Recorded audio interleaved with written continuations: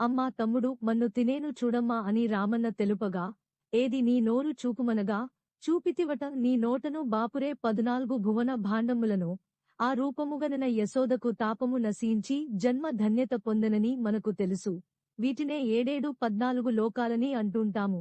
పైవైపునున్నవి ఊర్ధ్వలోకాలు భూలోకం భువర్లోకం సువర్లోకం మహర్లోకం జనలోకం తపోలోకం సత్యలోకం, క్రింది వైపునున్నవి అధోలోకాలు అతల వితల సుతల రసాతల మహాతల తలాతల పాతాళం. మన హిందూ పురాణాలలో బ్రహ్మాండాన్ని కొన్ని లోకాలుగా విభజించారు. ఇవన్నీ విరాట్పురుషుని యొక్క విశ్వరూపంలోని శరీరంలోని అవయవాలుగా భావించారు. మహాభాగవతం 2వ స్కంధంలో ఈ లోకాల గురించి వర్ణన ఉంది. మొత్తం 14 లోకాలని, వాటిలో పైనున్న 7 ఊర్ధ్వలోకాలు, క్రిందనున్న 7 అధోలోకాలు అని చెబుతారు. లోకాల విభజన, లోకాలు 3 కొందరు, 7 కొందరు, 14 కొందరు అంటుంటారు.